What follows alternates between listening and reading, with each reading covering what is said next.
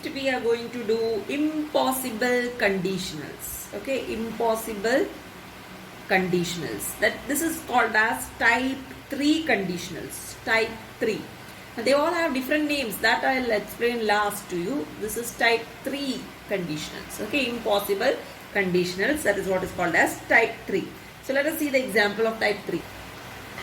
So in this you can see I have given over here two examples. Okay, if you had given clear instructions, they would not have made any mistakes. Okay, next one you can see, if our advocate had argued the case convincingly, we would have won it.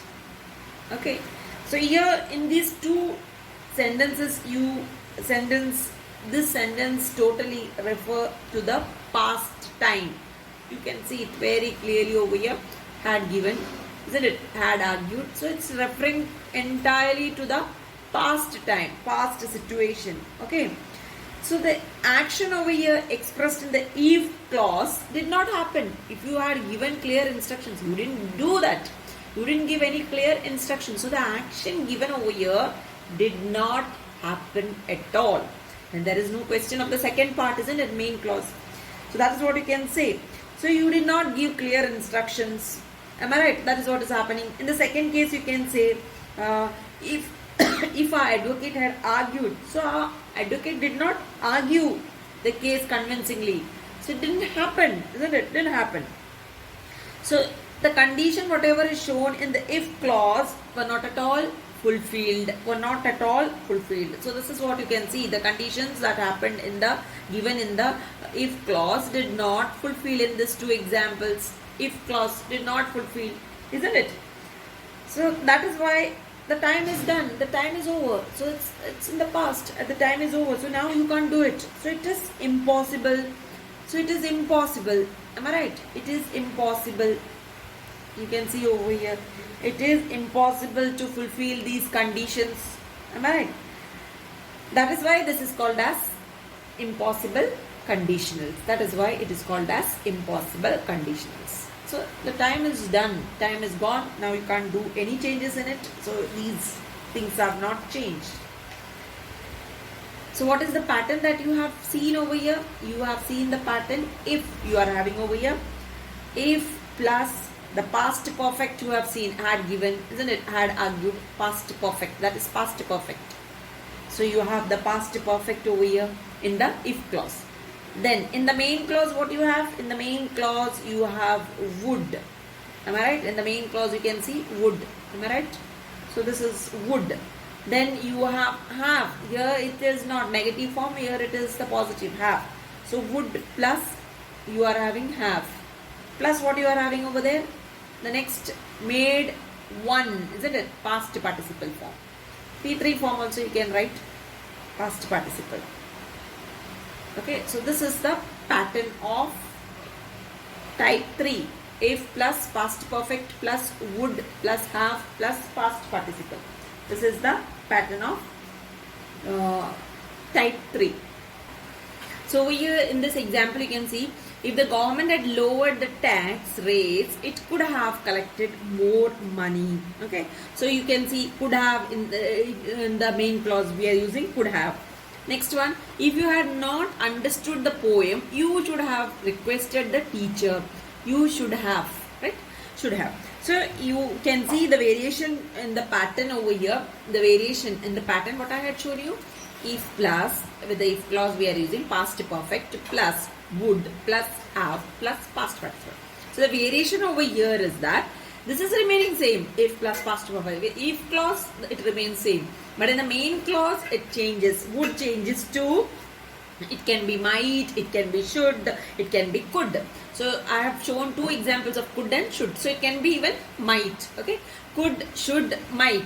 Instead of would it could be, it can be could, it can be should, or it can be might instead of would. Okay, so that is the variation. Okay, let us move the change in if clause we'll see. So the next variation is in the if clause. Okay, So we can omit if. That is something totally different from type 0, type 1, type 2. That is what we can see over here. If we can omit and can begin with had, that is what you are seeing here. Okay, had the authorities instead of if, we are using had the authorities taken timely steps, the cholera epidemic could have been avoided. The others main clause, it remains same, could have been. Okay, then again we are using had over here.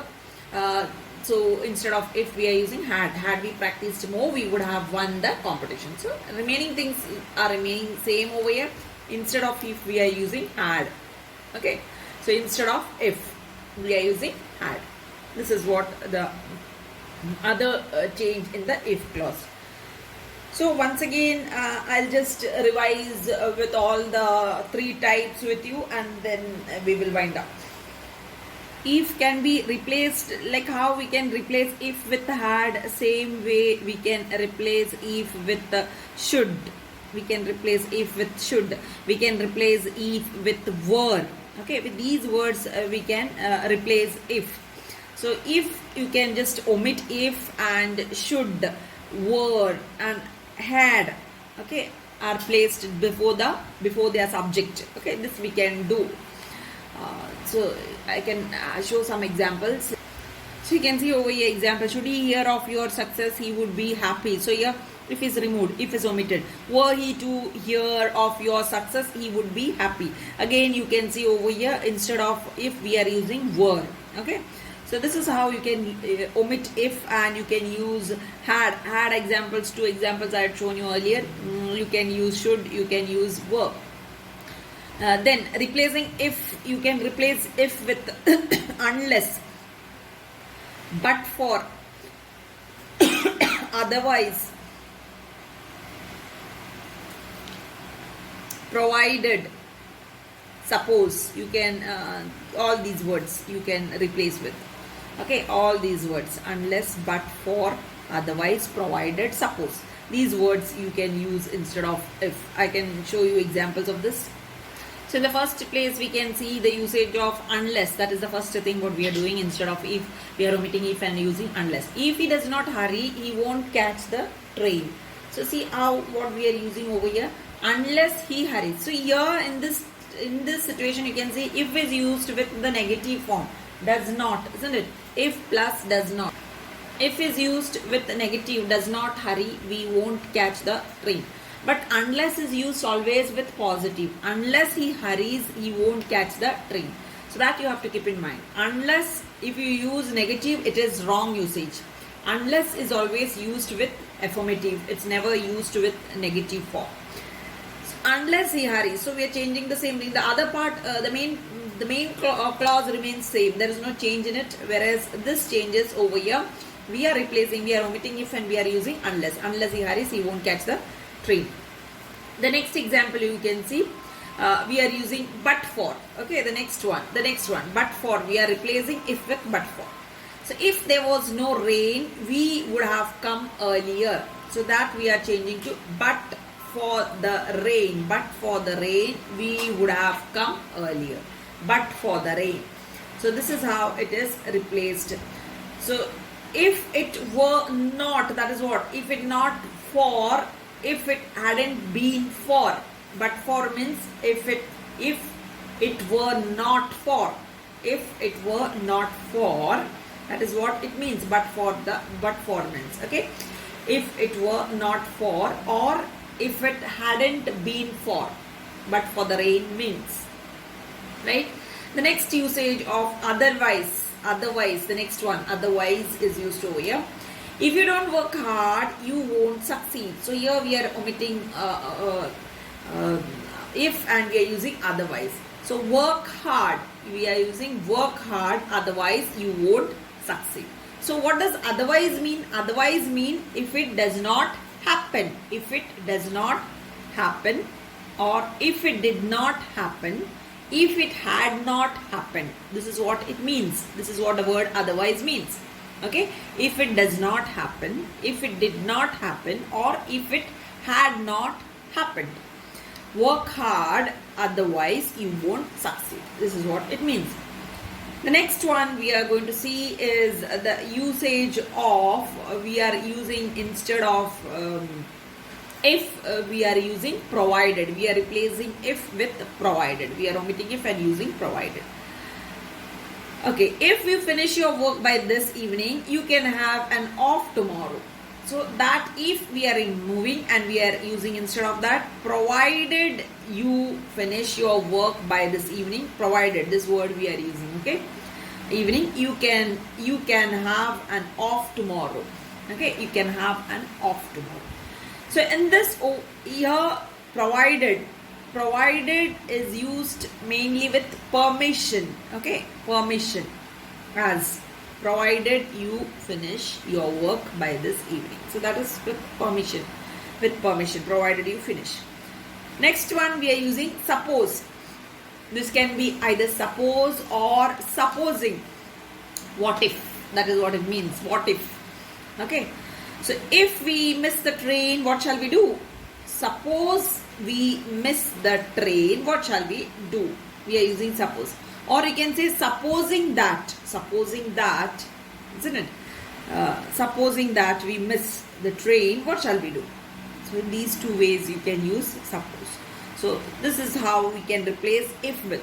So we can replace if with unless, you can replace if with but for, if with otherwise, if with provided, if with suppose, or if with were, if with should, or if with had.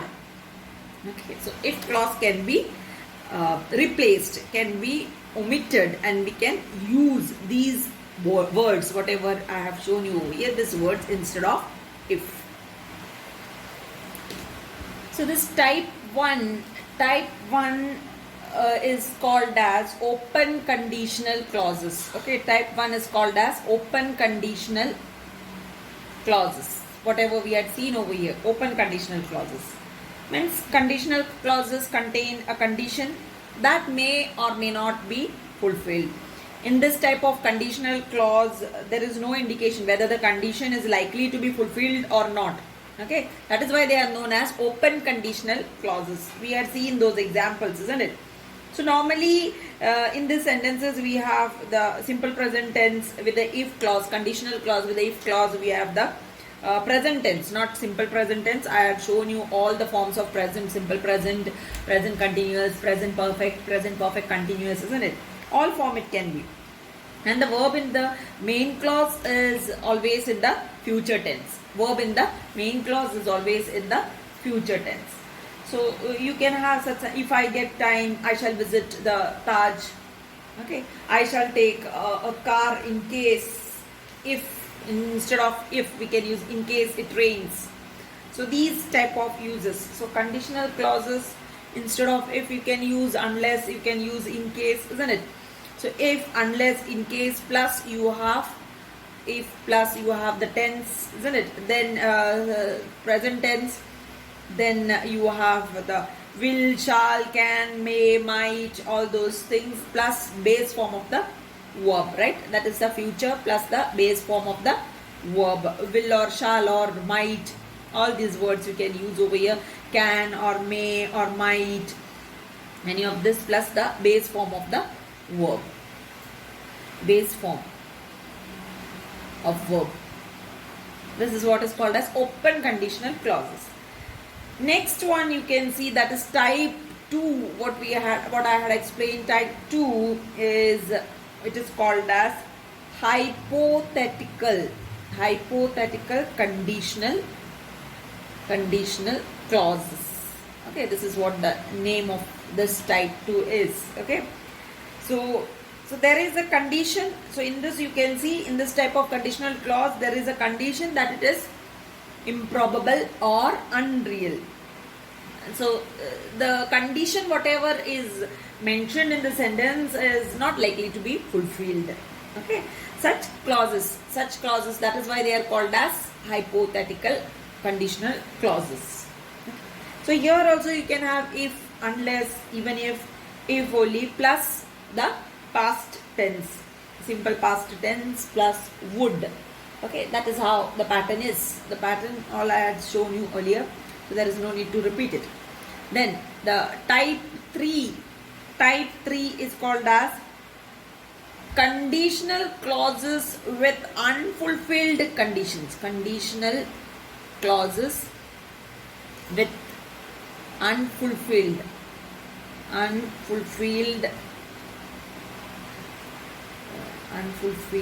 conditions in the past. This is what type 3 is called as. Okay. So in this type of conditional clause, there is a condition that was not fulfilled in the past, isn't it? That is what you had seen in this. So in this type of clauses, you have the past perfect form of verb. You have the past perfect form of the verb. Type 2, you have the simple past. Here you are having the past perfect form of the verb used here. So with that, we conclude this topic of conditions. Okay, conditional sentences. You can carry on with the exercises from your workbook. Thank you very much.